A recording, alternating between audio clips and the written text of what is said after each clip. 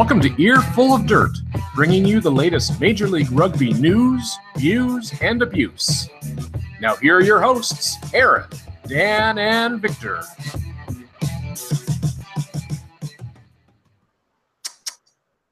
Good evening, everyone. Welcome to Earful of Dirt, episode 9. We're gonna talk about some USA rugby stuff today, but let's and specifically only pursuant to match play. All right, but let's just hit the rundown. So USA selects they salvaged their last 2 matches of the APC after the tough loss to Samoa A. Then we're going to talk about the Capital Rugby Union Selects Tour, which is going down south. And we got player signings, some rumors we're going to create about the Austin Combine, specifically based on photographic evidence, the Houston schedule so far, our lineouts recap, and just some good old banter. But so, how's everyone doing tonight? Hey, all things are great here. I don't know about anybody else. Everything's going well over here down in Brooklyn. It's good. Thanks, Dan. Thanks. Thanks. All right. So, and our first subject of the evening. USA selects take second in the APC behind Argentina, who the Argentina 15 is the same side we often see in the America's Rugby Championship, and that is the Argentine second side, and they take scalps. However, after our opening loss to Samoa, where a ton of us had some questions about the players, maybe about the coaching, they start working into form. I thought the match against Uruguay was pretty ugly. We had our foot on the gas pretty early. We were up 20-0, and then it just got really messy overall, and it just showed that, Uruguay's centralized system is, of course, working. But, we snuck out with the win and kept going which we had lost last year. But overall, we definitely improved over time. And because look at what we did against Canada, just a win in dominating fashion. We improved over time, and I really would have wanted to see Samoa a second time. Or really, what if we'd been in camp for 2 weeks instead of 4 days? Several of the guys that just graduated put their hands up for MLR contracts, specifically, to my fellow front rower, Angus McClellan, with that prop try in the last match. But, bro, you got to chop your mop. That throw, that ain't happening. But I'm loving our depth at loose forward in the Eagles system. And then Younger and De Haas really showed a lot over these 3 matches and should, in my eyes, get an Eagles camp invite and push Davies at 9. And then if you look at how we played Canada, they had a ton of senior players. Not like, I think one of our guys had 15 caps. I think Barkwell it was with 44. What about you, Victor? You had some observations for that. Yes, I did, brother. And once again, guys, good evening. Welcome to Earful of Dirt. So we're talking about the matches from the 2017 America Pacific Challenge. So both games were quite fun to watch, especially the Uruguay one, because I really thought USA was definitely going to lose that one because Uruguay FIG team plays a lot more often than USA selects. But so I was happily surprised that USA took that win. In the Canada game, I was just extremely in that game because Canada's last 2 games were botches, really. And USA selects were coming hot from the big wide, so I knew that was going to be smooth sailing to a certain extent. At the end, it definitely looked like it was. There were some times I said to myself that Canada was probably going to come back, and it did, but not enough to say, But that was really fun.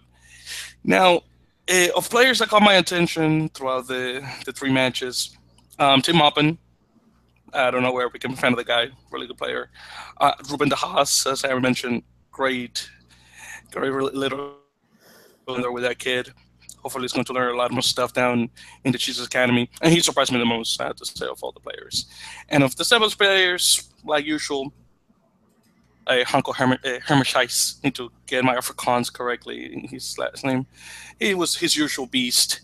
And you saw, he scored 4 tries against Canada A. So, again, overall, it was beautiful. Of course, it would have been a lot better if it would have been Samoa. But okay, so let me upload that to anyone else. Well, I was just going to say I unfortunately missed the second 2 games, only caught the Samoa game. So out of the series, I think I kind of got the short end of the stick there. So you watched the bad game. I did. But everything I was hearing, I loved the scoreline, especially on the Canada match. So anytime we can go ahead and take care of our friends and neighbors to the north and send them home crying, I'm all about it. So, Dan, what'd you think of the matches? Yeah, I mean, they were a lot of fun to watch. The Uruguay game was a bit frustrating just because we came up so fast and then ended up basically only winning by 1 try, even though it was really just a garbage time last second try. The effort on the field was a lot higher than the scoreline should have been, and we gave up a lot more near the end. But overall, great effort by the selects in that one. But the Canada match, really, just as you guys were saying, is just absolutely amazing to watch, especially because there's a lot more experience on the Canadian side. There were a lot of players who were like in their mid-30s. Like, it was kind of weird to see some of them get chosen for the select side. But there were people like Barkwell, who is current MLR for the Seawolves. Seeing him out there was good too. But overall, my players really stood out the most. For the first 2 matches, I saw Josh Whippy and Aladdin Shermer really stick out a lot. Ben Landry, I mean, he just really bowled over everyone. Man amongst boys. Yeah, he was just a beast, just seriously a beast out there, just running people over. Zach Pangilinan, I always saw him breaking through, offloading it to someone else. He probably should have a lot more tries to his name, but he was a try maker, not so much a try taker. Hanko and Peter Malcolm, same as always. They've been young up-and-comers for the past couple of years now. They both played really well. So I was really happy to see them just first. Hanko scored 4 tries in the Canada match, which was awesome. And Malcolm, well, I didn't overall see his actual play in the field. I don't usually actually watch a lot of the front row players. He really did a great job as a captain. He really kind of took control of the field and really took control of a lot of his players too, that you wouldn't really expect from like a 22 or 23-year-old player. So I really, at least in this case, even more so than a lot of the other times I've seen the selects come together, I really saw a lot of the future here. Future hooker, future scrum half, future even flanker from Sam Wuching, or Wuking as the Uruguayan commentator used to call him. Sam Wuking. And I was really excited just to see him play, but as I mentioned, I think last week, I didn't recognize him for the first match and a half because he didn't have the man bun. But seeing him at flanker was fun too. He did actually play well, but also just seeing him switch over, I really love to see him hopefully join MLR season 1. I think the best part is that all of the players I mentioned here really stood out, or either currently with an MLR team or I guess with the amateur side of an MLR team. 2 of those were actually Seattle Saracens. So that's who I've got. And so that's really awesome to see that there are a lot of potential MLR stars. Let's see, like most of the side, I think there was like 14 players on the 27 that went down there, or basically contracted MLR players, and then you have some guys that are going to be featured in the reformed PRP. But as far as like just standouts, Hanko, man, the hammer's balance is ridiculous. And then, I try to pay attention to front rowers, especially hookers, because I want to see what they're up to because that's the position I play.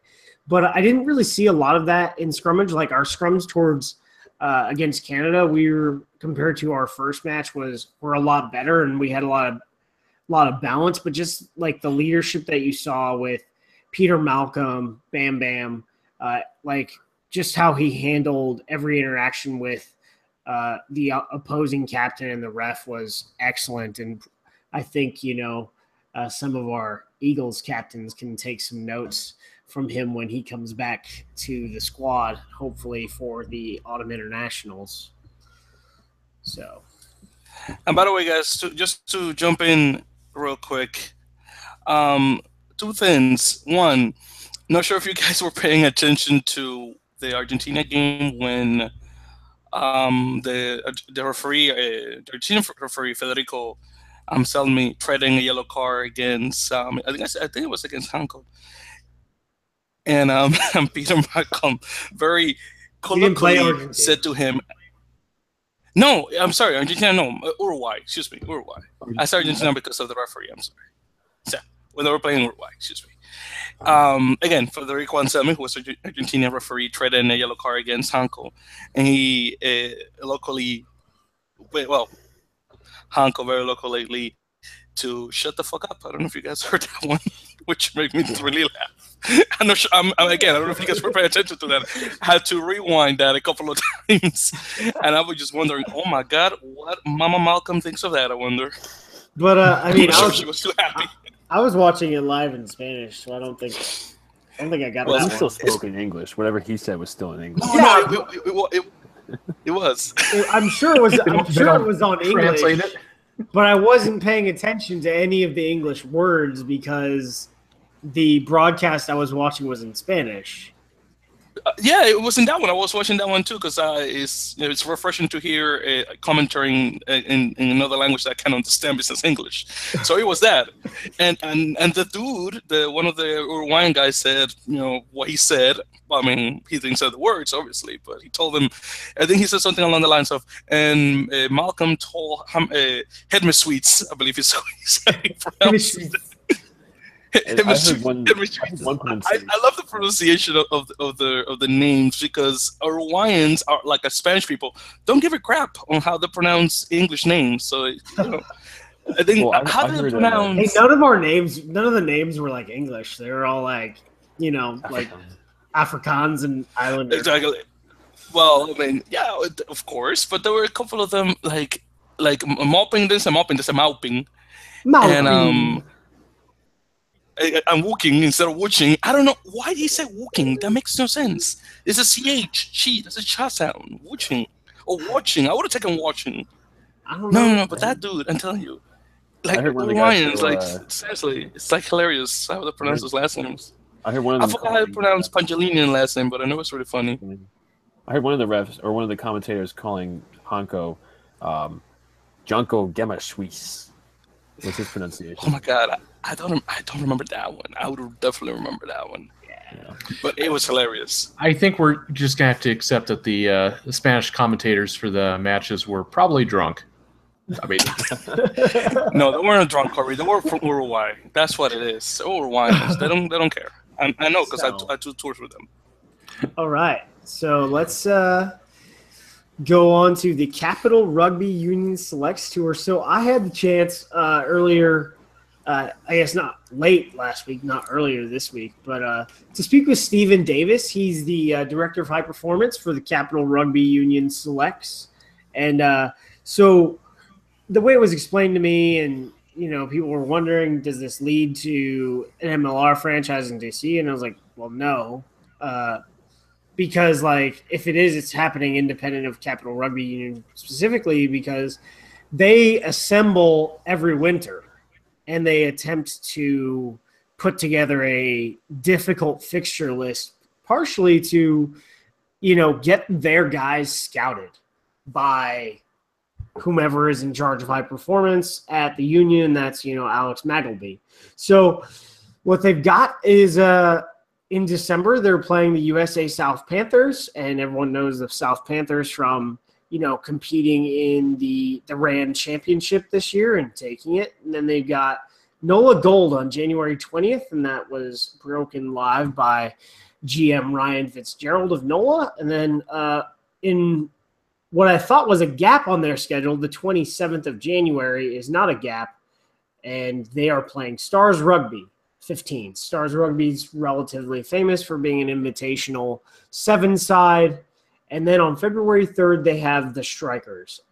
I had thought maybe they would play Austin and just hang out, in Central Texas on tour, but that date was already full before they even spoke to NOLA or the Strikers. So that's what I got.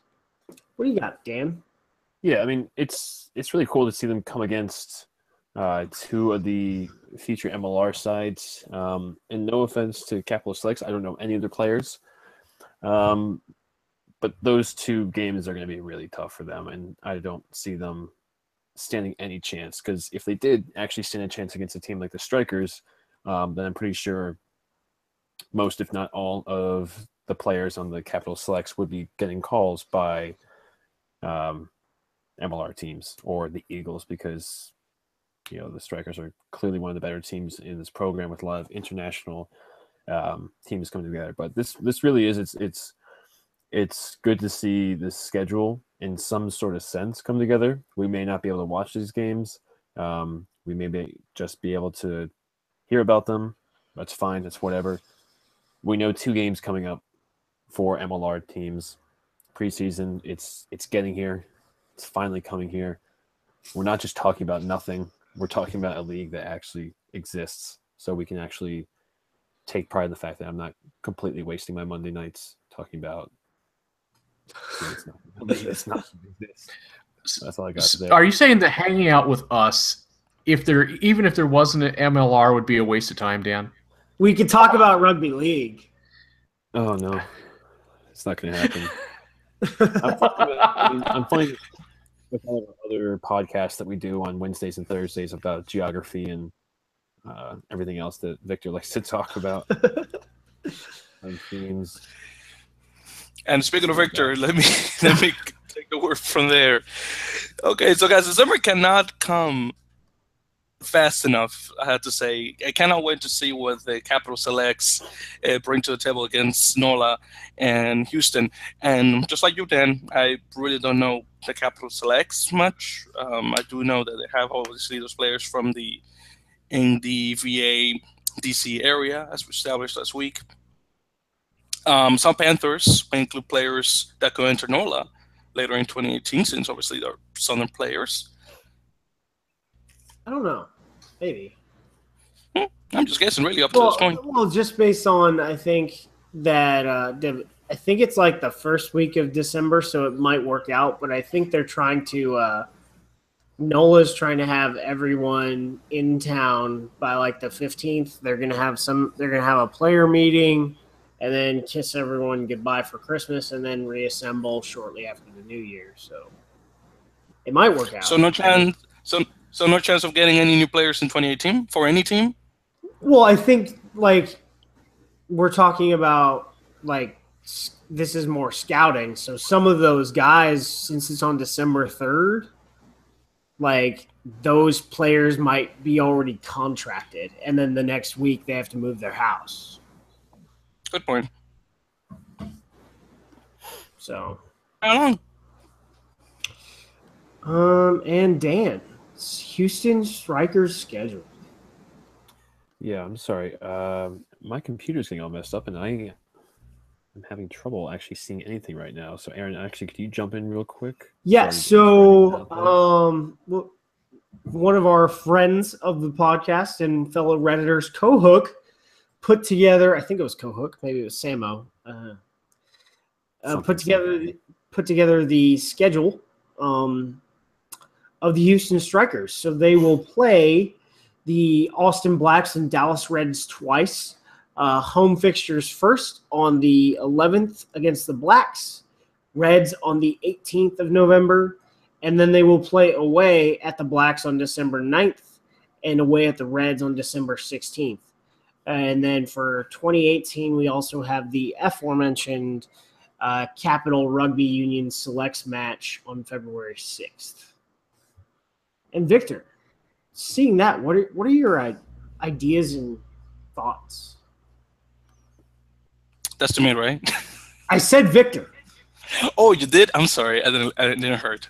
Talking to me, actually. Nah, okay. No, that because I don't know. I thought we were talking to Dan. That's why I didn't pay attention. Sorry. Anyways, so like I said, guys, can't wait to see what the strikers look on the field, because I know how they look like on paper. But I assume wins over the Austin Blacks, the Reds, and like I said before, the Selects.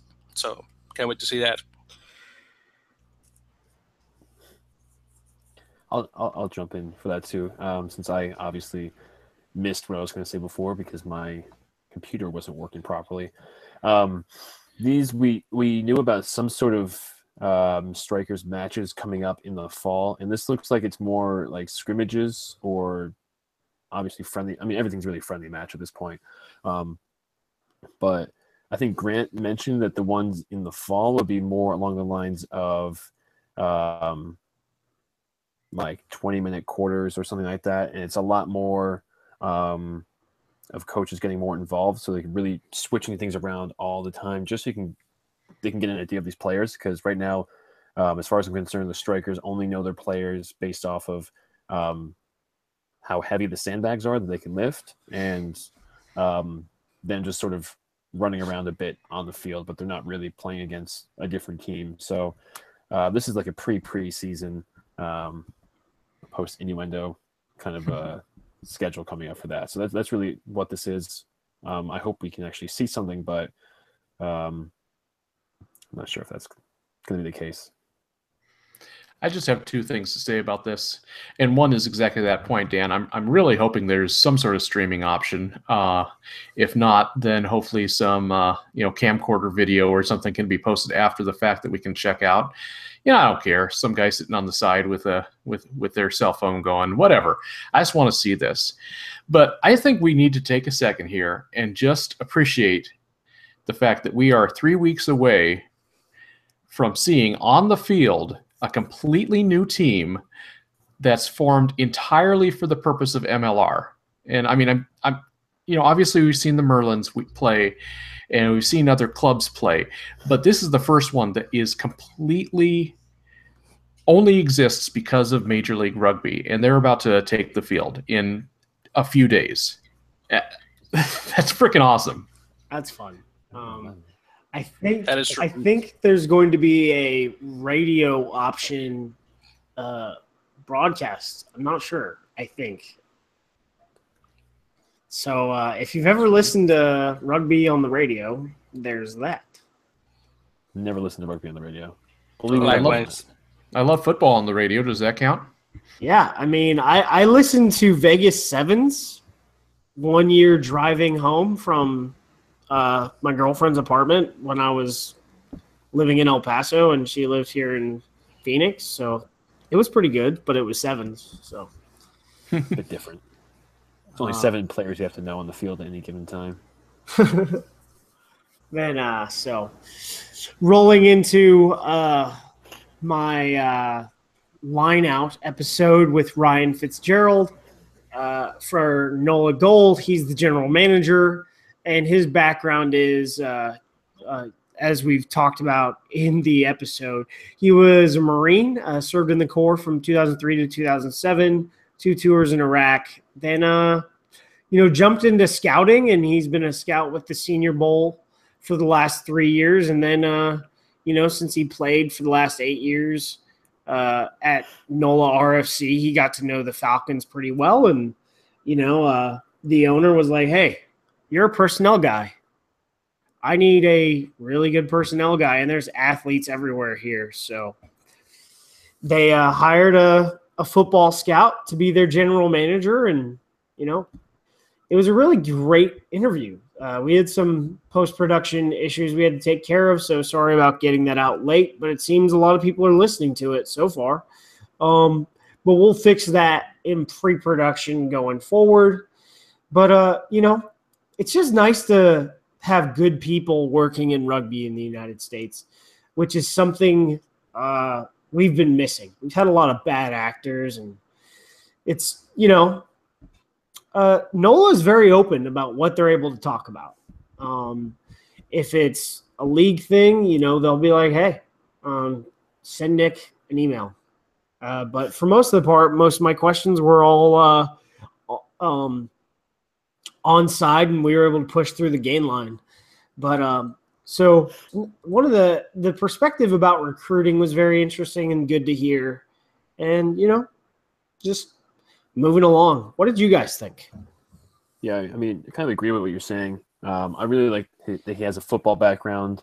And as you mentioned in the interview, there was an article that actually did, I think it was like Yahoo or something like that, that actually did interview him, more related to the football side, but it also did include the fact, like one paragraph about rugby, because he is a scout.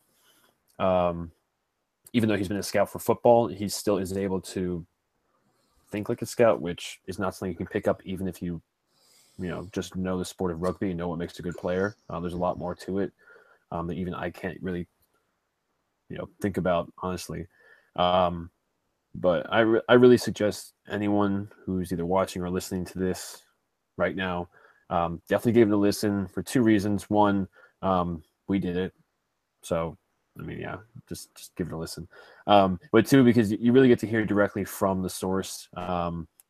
A lot of these news announcements are just posts or a 10-second video just with the player saying, hey, I'm John Smith. I'm really happy to be playing for this club. See you later.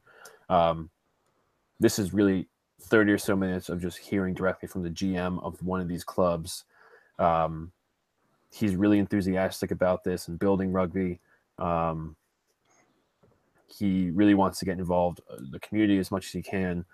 When he was talking about the youth program in NOLA, he was very optimistic. And one thing I really liked that stood out was the fact that he wanted to have high school matches, ideally, happen on the same field the same day as the MLR matches for a couple of reasons, but gets people involved, but also because you see these high school matches and then right afterwards you see a real professional team, same field. It's not a huge stadium over here for the real matches and then the high school kids playing this dirt field over here. You play in the same field and you get to watch right afterwards. The parents can see that there is something that they can really look up to. It's not just play for a couple of years and then become an old boy and just basically drink all the time. It's really something you can look up to. So that's something I was excited to really hear from someone that really wants to build a community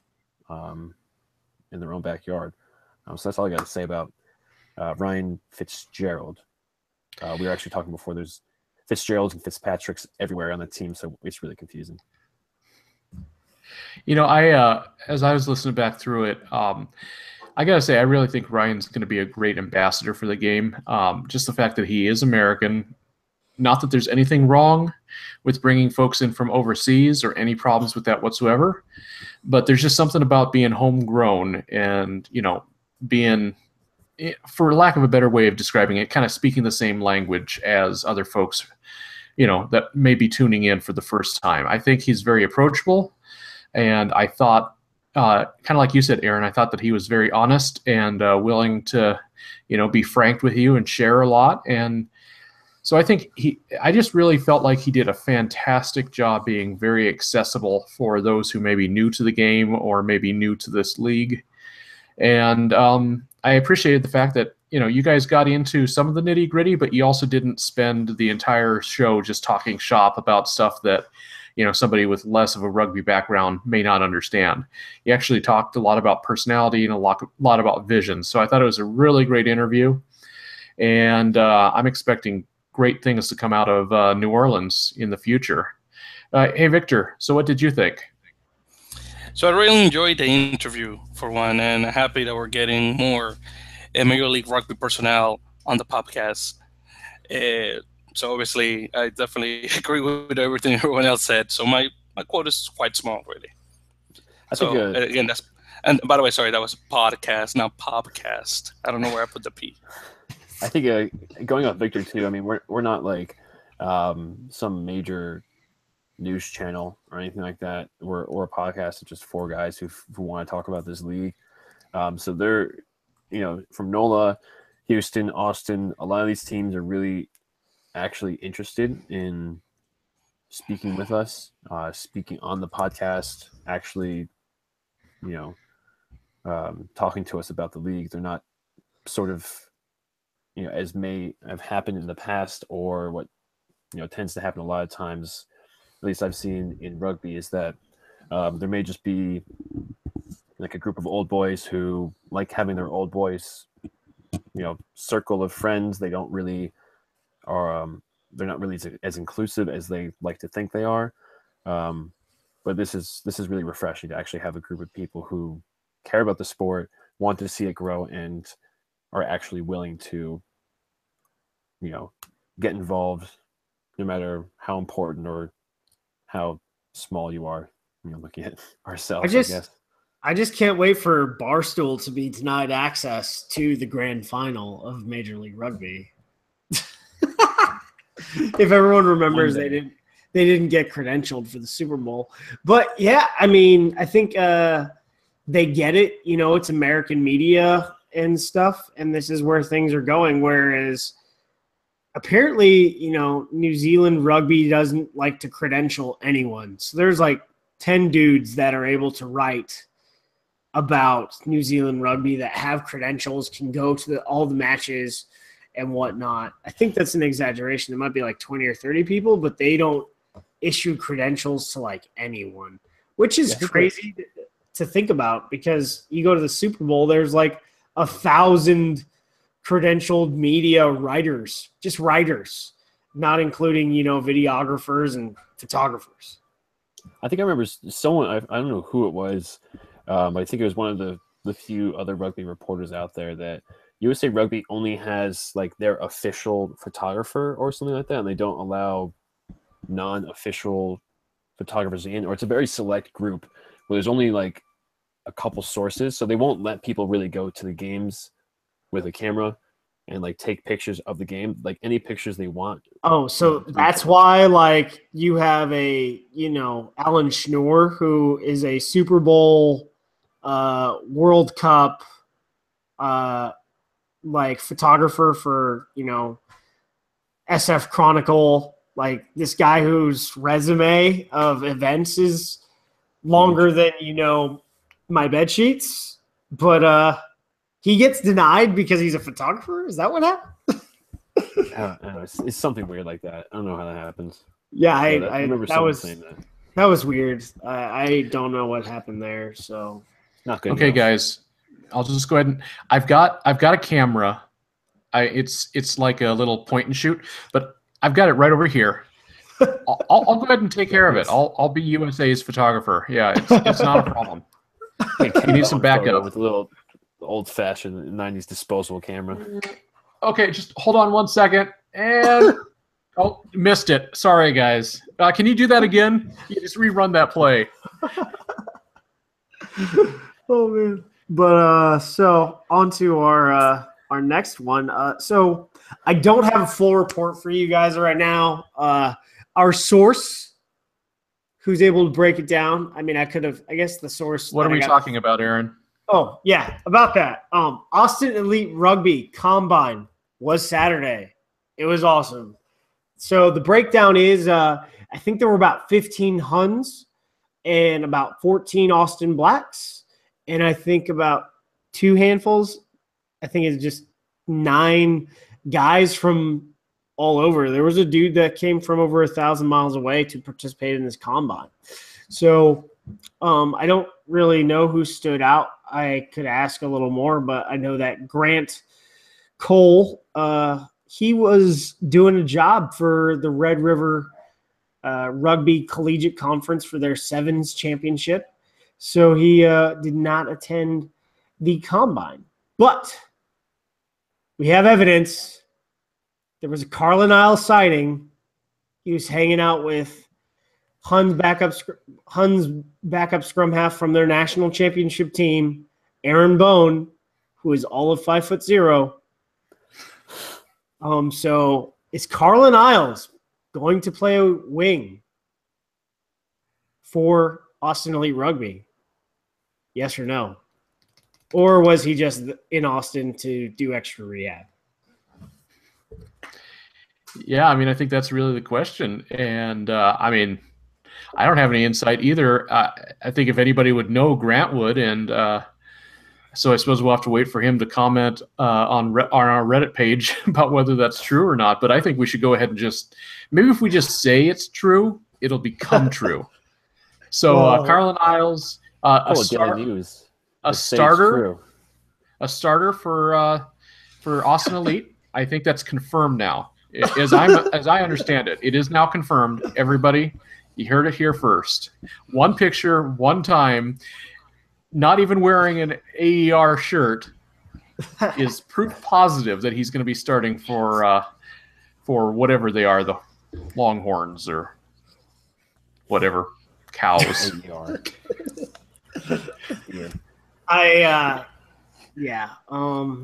Victor, what do you think? Something, Victor?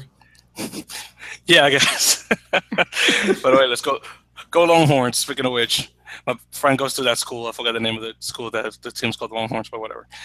Texas University? Just Texas University? University of Texas. Austin. University of Texas. I don't know. It's one of those he goes to. Yeah, Longhorns. Dios mío.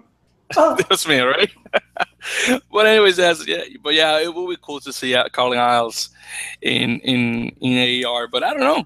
We'll see. Hopefully that's the case. Who knows? We always was invited to see the guys' speed and to give them pointers or things like that. But I really do wish to see him in a official or professional setup. Excuse me, here in the States.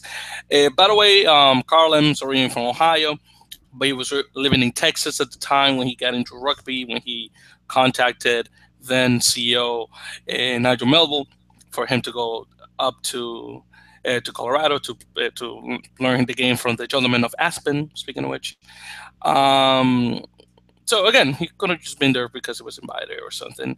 But I think he has given his all to Rugby Sevens. I don't think he's going to leave the team anytime soon. But who knows? I might be wrong.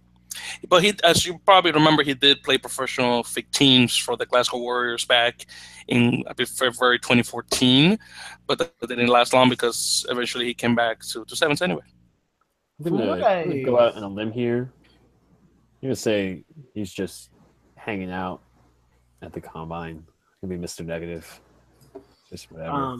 Well, I'll find out for sure. Hopefully within the next year.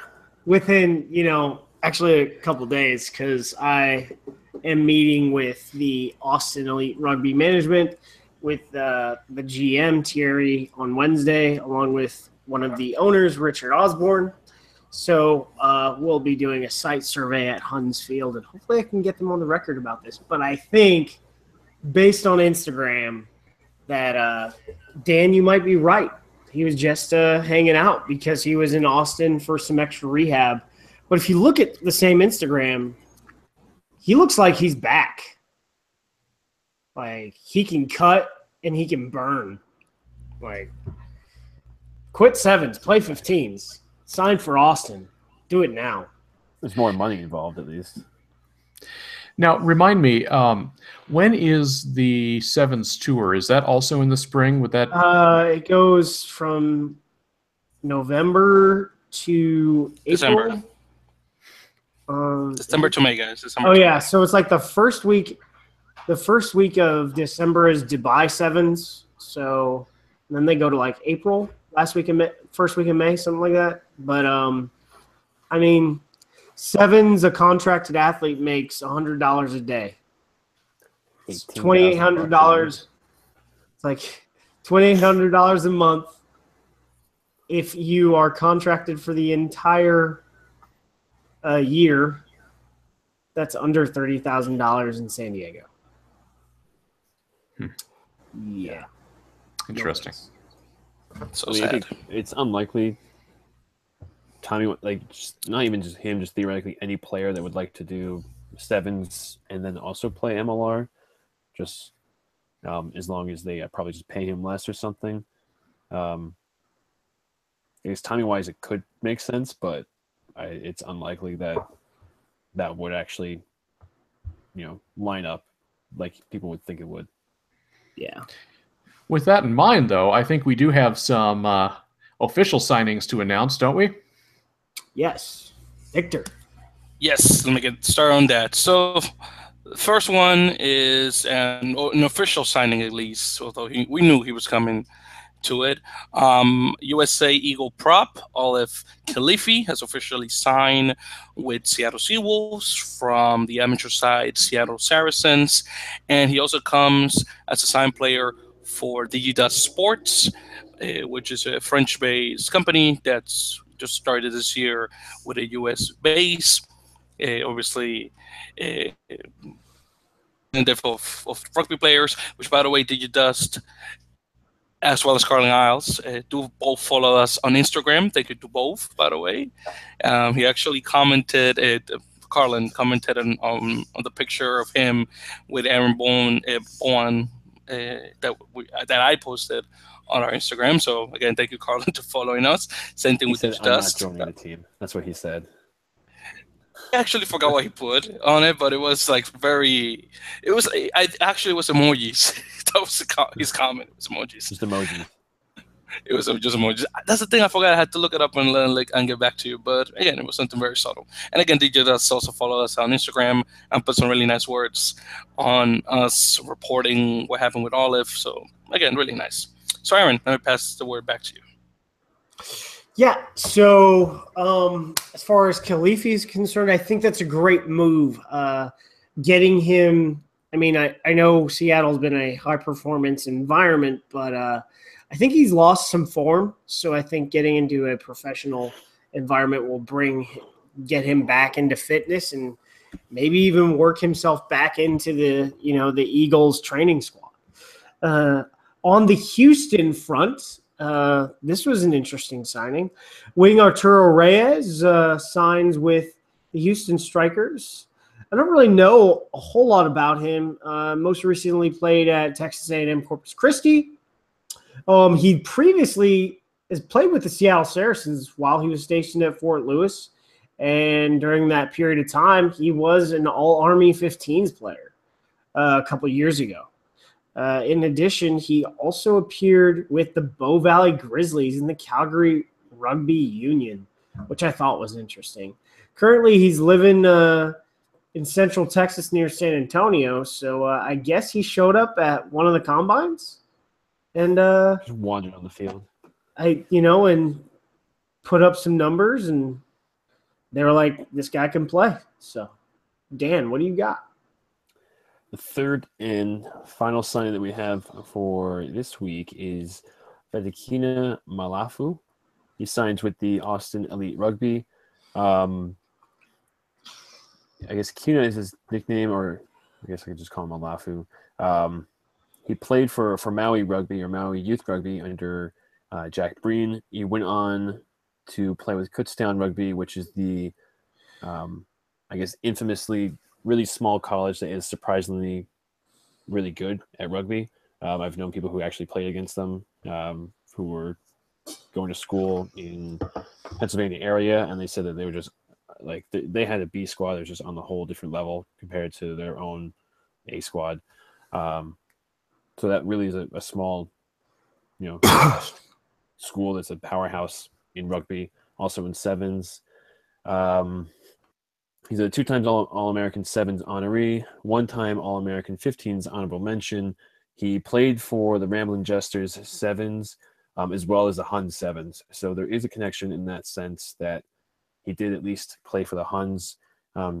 He's technically not a Hun because I don't think he played any 15s at all with them. But he's at least familiar. He was one of their wings last year.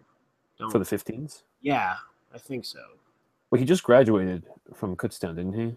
I think. I don't know. He may have played 15s for a year with them, but he's still very young. so it doesn't really matter at the end of the day. He's apparently graduating in December from Kutztown. So he just played. Yet. So he just played sevens. Okay. Yeah, or he could be from the area. I don't know. But anyway, he's still new-ish to the club, so it's technically an outside signing. Any signings that's not a Hun, I kind of consider outside. But he is graduating in December, so he is still very young. So it's great to see a young player who's not currently on the list of Eagles or potential Eagles or USA Selects to actually make it to MLR. I really like to see that. So that's all I know. I honestly don't know much about him, but he is definitely a good player. And that's all I can say about that. And I'm really happy to say that this is another week with multiple signings from completely different teams. It's no longer just the Strikers, just signing players all the time. One Seawolves, one Strikers, one Austin. I know NOLA signed a couple last week, so it's really starting to come together. So that's really awesome to see. Yeah. He's originally from Hawaii. Yeah. So Hawaii. Yeah. So he's looks like he's going to graduate in December. I don't know what his degree is. I know the other guy they signed graduating December was computer science. So I'm guessing he's probably a mechanical engineer or something like that. I'll tell you right now once I find it. Communications. The standard athlete major degree in college. Guys, I don't see it here. But he went with a football scholarship to Snow College in Utah, and then transferred to Kutztown for rugby. Maybe he's a communications major when he played football. Yeah, I don't see it here. Doesn't tell me here, unfortunately. No, we'll find it. So we got there. I think Aaron, you got some views, news, and abuse. Yeah. So the first one I got, this is just news. We talked about it last week. Utah Warriors host their combine on the 28th. With their preseason, they're talking about starting in March. So they'll probably play about 3 preseason matches. I mean, their combine's late, so they gotta get their guys formed up. And I think they're targeting some foreign players. I'm not sure who, and they haven't named their coach, so we're kind of on the hot seat there. But I'm not sure who it is. So, Corey. Yeah, I just wanted to talk for a second about some marketing I've been seeing from Seattle. And obviously they're still getting put together as well, so they're figuring their stuff out. But what they have locked down right now is merch. You know how when you go to various websites, you'll get Google ads that populate based on your interests and stuff. And apparently Google knows that I like rugby because I've been seeing a lot of Seattle Seawolves buy our merch here ads. So that's been kind of interesting. And I don't know. Once again, it's kind of starting to feel a little bit more real where, I'll go to my local news site and this ad will pop up for, buy a hoodie from Seattle. So it's kind of cool. Selection's the only one that got those. Selection's pretty good. Yeah. If you have a chance, go pick up some merch. And, also just on a related merch topic, we did hear from Major League Rugby regarding merch that they are in the process of getting that stuff figured out. And so I think we should all be on the lookout for more merchandise rolling out in the coming months, maybe even before Christmas. Who knows? That would be awesome. So if anybody wants to buy me an MLR hat for Christmas, feel free. I got something. This is kind of late breaking. This is sort of breaking. So the Columbus Crew owner, if he can't get a downtown stadium, he's moving the team to Austin. Interesting. So okay, so what's the Columbus Crew? I'm sorry. So soccer. So it's sort of like MLR team related because we've all talked about, is rugby going to come back to Columbus, out of no-bets, or, how does that affect, Austin? Well, all these Austin people have been talking about soccer and getting a soccer stadium, Austin FC. Well, Columbus Crew, Austin FC is a Division II team, and Columbus Crew are a Division I and MLS team. So I wonder how that would play out. Yeah. Could be there's an opening for Columbus that people really want to see another outdoor sport, or a nice new stadium that's coming down in Austin, or maybe they'll play in Nixon Lane. Who knows? The rugby lab at Nixon Lane is going to have 11,000 seats by phase 2. So that'd be nice. Austin also is the largest city in America that does not currently have a professional team, not including their obvious college team. That's a little fun fact for you. Well, that's going to change with the elite. Exactly. And potentially Austin Crew. That might work. If it does happen. So, Dan, what are you hearing? Speaking of leagues, or rugby league in this case, something's going on. Worst transition ever. Rugby league. That was the best. That was the best. Oh man! All right, I'm gonna mute because I'm gonna keep laughing. Turn your camera off too while you're at it. Yeah, seriously. So there's supposedly a rugby league team getting some interest in New York that's going to be backed by some unnamed, I think, foreign consortium with $10 million. From what these articles seem to say is that people are really excited from Toronto, and they want to see more from that in other places because they think it can really work in places like New York, or even Philadelphia was another option. I heard some people mention they want to do the team there in Talon Energy Stadium.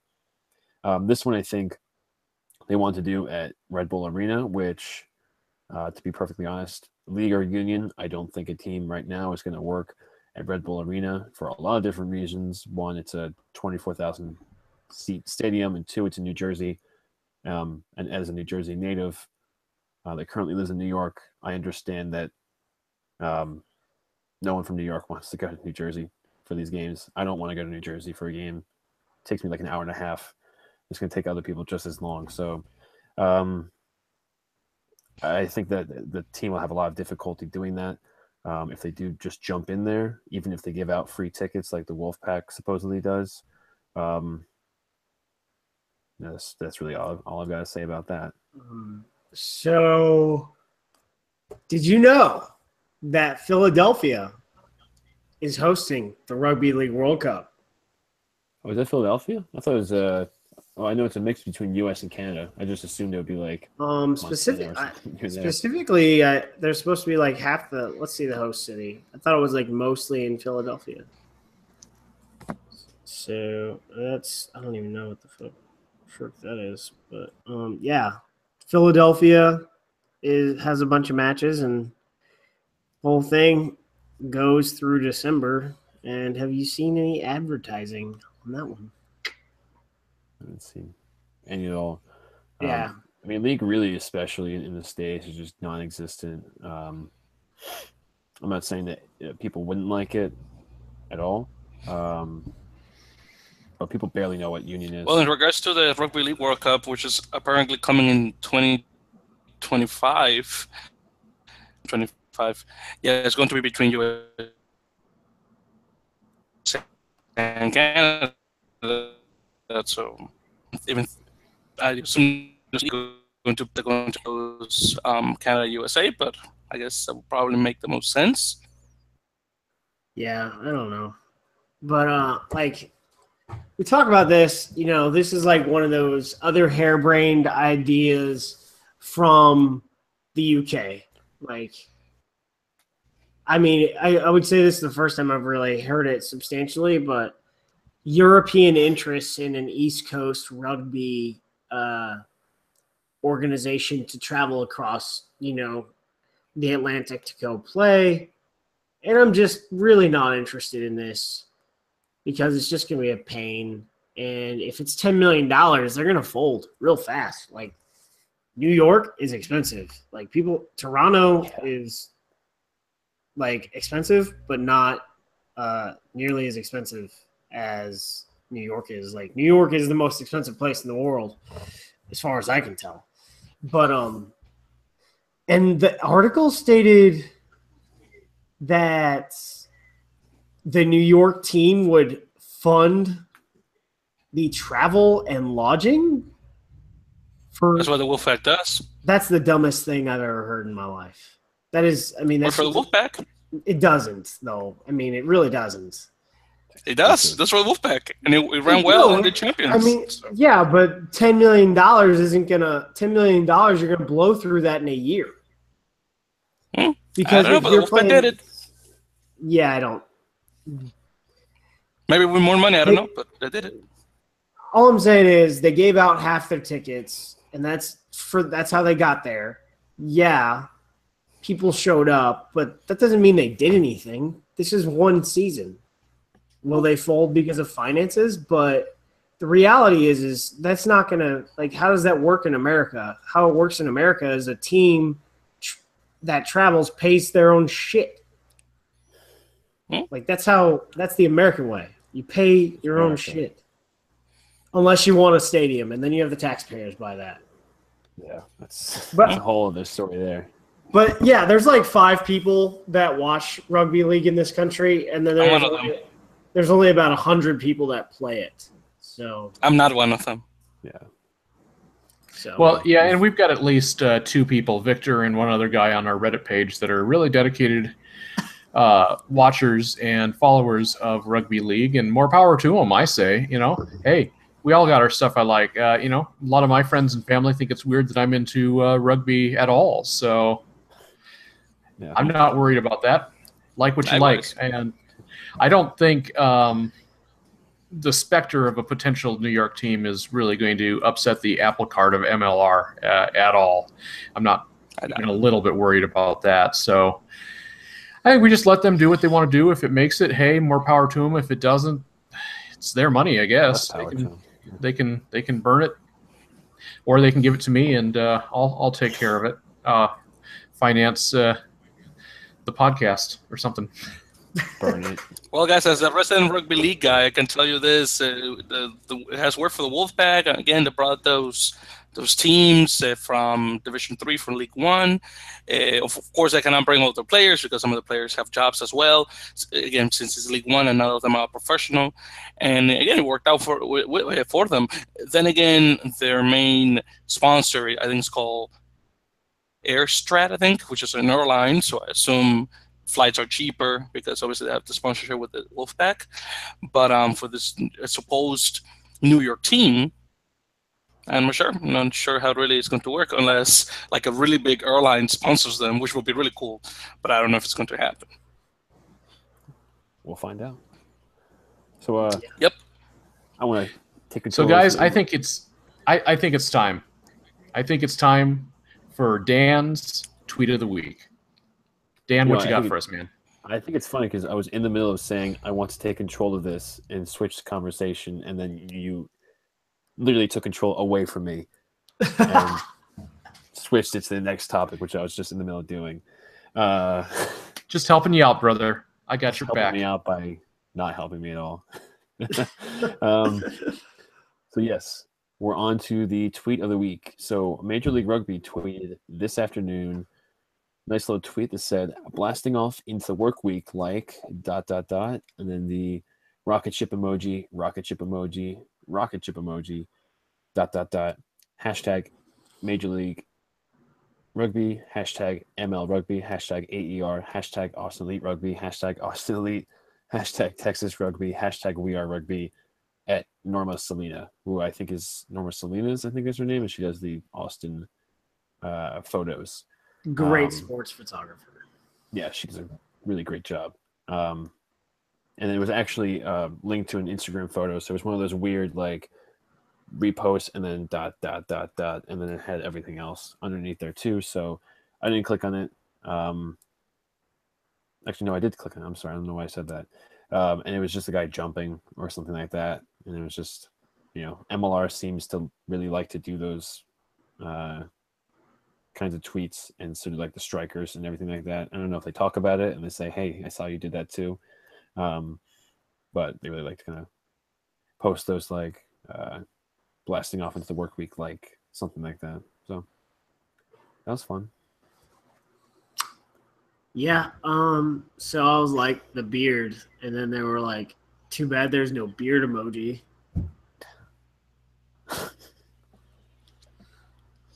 Okay, that was random. I mean, Oh, by the way, guys, I'm sorry. That was in the script. That wasn't on the script. And by the way, guys, real quick, I found Carlin's comment to the picture I put. It actually wasn't no emojis. It was just yay, LOL. That's what he put on the comment of the picture. Yeah, lol. And I remember one. So yeah, we can take cake from just that. follows us. That's cool. He's trying to say he wants to be signed by the Austin Elite Rugby. Cross your fingers. That's my takeaway from it. He said it himself. Anyway, on that awkward transition, let's go ahead and get into my favorite section of the week, which is questions from Bob. So this week, Reddit user Cardiff RCM wants to know, is San Diego still alive, and when are we going to start seeing stuff about that team? What do you guys think? Go, Aaron. Aaron, you're from San Diego, aren't you? No, San Diego, from LA, but San Diego. close enough. Enough for SoCal. They're still alive. Their money's going the right places. They're paying their bonds, unlike somebody else. As far as like when they're going to launch their Facebook and website, I'm out. I got nothing. Maybe I'll have something next week. Yeah, I mean, I'm really the same boat. I got nothing either. I'm not really worried. I was originally kind of like worried about this, but last time I was worried about a team doing nothing, it was New Orleans, who's made the most announcements recently. Before that, it was the Strikers, who are probably the best team in the entire league right now. I'm not saying San Diego will be, but like Aaron said, they paid their bonds. They paid their dues. So even if they don't field a team, they're just wasting their money then, which I don't think people like to do. So, well, guys, just to let you know, sorry, Dan. Just to let you guys know, it's October 17, and we still haven't really had an official announcement of this San Diego team. So, I mean, if they did indeed pay the bond after switching from Minnesota to San Diego, I don't know what they're waiting for. I mean, right now is the right time to talk about the team, the name, the team logo, players. At least that's what I think. I have no idea. But I can tell you that there's MLR conference calls based on my conversations with a few people, either that number about once or was it? I guess like 5 times a month. So almost every week. Some weeks there's 2, and then there's 0 the next week. Some weeks there's 1, but they have a conference call every week, and there's still a coming soon on the website. So I'd run out of things to talk about 5 times a month with the same people. I mean, that's pretty much what we had to do, and I had trouble with that. I don't know how these guys can talk every single time. Did you pay your bills? Yes, they're paid. So when are you going to launch your website? Let me talk to the web designer. So I think that's about it, guys. No more questions this week. So just as a quick reminder, we do take questions each week over on our Reddit page, and that's reddit.com/r/MLRugby. So come and look for the post, the weekly pinned post called Questions for Bob, and just comment below there, and we'd be happy to read them off and give you a shout out on the show. You can also tweet at us or go to our Facebook page. So get us any of those places, or comment on YouTube videos. Email us, call our phone number. Really, I think we're pretty accessible. So just come tell us what you want to know. Any parting thoughts? Anything you guys have for the way out? Yeah, we still have not had our first 5-star review yet. So if that happens, you get read at the top of the show. So drop us a review. That happens. Once we get free stuff, we can give away the free stuff. I don't know if we will, but I think we will. I think it's only fair that once we get something to pass along to other people. Guys, I guess I'll say the usual words. Subscribe obviously to our channel if you're watching this story. If you don't, if you're not watching the video and you're just listening to the audio, thank you, of course. Subscribe to us at the YouTube channel, Earful of Dirt Fancast. Again, so that way you can listen, well, when you watch this at 8 p.m. Pacific, 11 p.m. Eastern. I also follow us on Facebook, Twitter, and Instagram, all of them as Earful of Dirt. Of course, follow our podcast through iTunes, Google Play, Stitcher, Player FM. I guess I said it funny. You'll tell me in a little bit, Aaron. Also, again, leave us a review. Oh, I keep saying, did I say podcast? I really don't notice saying the piece. Okay, podcast. Again, English is my second language. You guys should be knowing this. Anyways, our phone number. That's 1-720-600-2679. Again, that's 1-720-600-26. And with that, anyone else wants to say something else? One last thing. In a few weeks, the time will actually change. I think it'll be 10 o'clock Eastern, because thankfully Arizona has really weird rules when it comes to time changes. So when we fall back, it'll be earlier, thank God, so I don't have to be up at midnight on a Monday. And if anyone's actually watching this, you don't have to be up on a Monday at midnight either. You can watch at 11. 10 to 11. It's much better if you're on the East Coast. So that's all.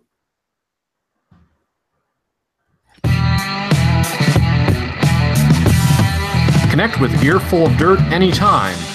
We're on Facebook and Twitter as Earful of Dirt. You can email us at earfulofdirt@gmail.com or call and leave us a voicemail at 720-600-2679. Until next time, for Aaron, Dan, and Victor, I'm Corey. Thanks for joining us.